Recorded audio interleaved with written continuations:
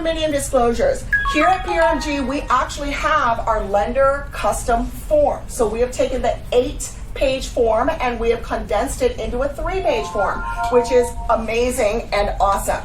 It's a shortened version of the Fannie Mae Form 1076. And as if you're a real estate agent in this room, you will want to make sure that you are ordering it as a custom form when you order the condominiums on condominium disclosures on behalf of the seller. So the usual AOAO players are going to be Hawaiiana Management, Associa, Touchstone has come up, and of course when we talk about the more boutique buildings, they're going to have their own private maintenance companies and AOAO. Now, we talked about Hawaiiana earlier, but the new 1076 Fannie Mae form has 3 questions on the bottom of it. And when you pull the condominium disclosures, it is very challenging sometimes to get the AOAO to fill out those 3 questions. Those 3 questions speak directly to what maintenance fee, are there any maintenance fees increases that are coming forward? Are there any big projects that are coming forward? And moreover, if there are not any certified projects coming forward, have there been any discussion surrounding these things, right? Because just like any other project, when it comes to huge maintenance, these things may take years to come to fruition. They may talk about fixing the elevators today, but they don't actually get the contractor in place and start the work for 2 years from now. So getting the AOAO or the property manager to answer questions surrounding if there's been any discussion, they're trying to discover if there's any major issues coming forward and if there's going to be any major maintenance fee increases coming forward, just like we saw with One Archer Lane. What did that gentleman say? He said, we understand that the maintenance fees go up, but it's the speed at which they went up and the amount at which they came up that really is surprising and hurtful. So this is what we're trying to get to the bottom of, or in order to make the unit warrantable. And just as he had mentioned in the news clip, this could force folks either into foreclosure, or if they're lucky enough and they've got the equity the way that this gentleman did, they can sell the property and offload those problems to someone else. But having that increase happen so quickly and such a large amount could definitely devastate a homeowner, especially if they're in a fixed income situation like that gentleman was. So how do we get around all of these things when it comes to trying to get that information from management companies that refuse to answer your phone call or give you the information? Success is that the seller needs to get involved, right?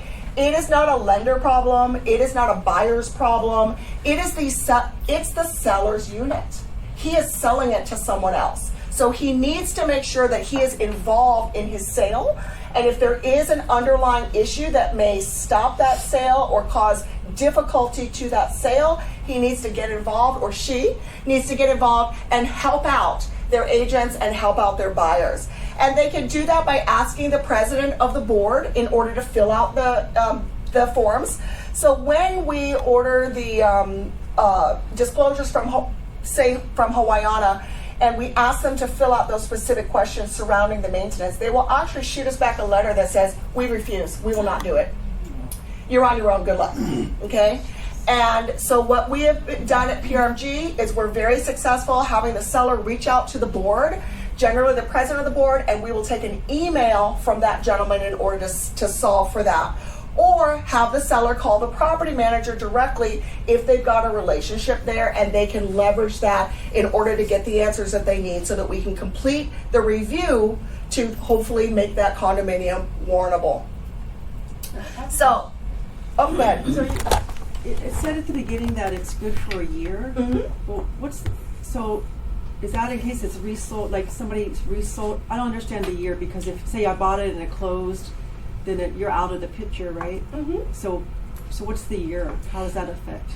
Great question. So what that year refers to is that when the condominium is reviewed and it is deemed warrantable, it goes on this agency list. It's a nationwide list.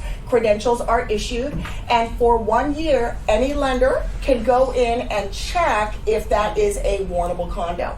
Otherwise, and if it is, then we just need a couple of pieces of information and then we can move forward. If it is not, then we need to go forward and have a complete condominium review, which means that all of these questions need to be answered again. And that's what that means. And the reason why it's good for 1 year is how many things can change quickly? All the time, right? What's happening in January may not be the same thing that's happening in December. And that's why it's good for 1 year. It means that it's on the agency approval list. Okay, And awesome. is it a Fannie Mae agency approval list? It's a nationwide Fannie Mae agency approval list. Yeah. Great questions. Thank you. Okay, so then if it's every year, so who recertifies it every year? Does condo association have to do it, or The condo association can do it on their own, which generally they will choose not to because there's expense and time, and who are they going to assign to that, right? And then, go ahead, Suzanne. I think what you're wanting to know is you as the homeowner, after you've closed and had your financing, how does it impact you? kind of? And it doesn't unless you want to refinance again. And then for that new loan, we would need to go look at that list and see if it is still certified or if that certification needs to be refreshed. But it's a loan process is typically gonna Exactly. trigger, right?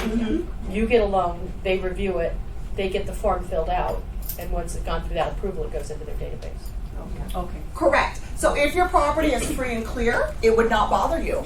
If you are not trying to perform a new transaction of any sort, meaning you're not trying to sell the property or refinance the property, then for the most part it would not bother you unless you got that letter saying that your maintenance fee went up. Okay, thank you, everyone.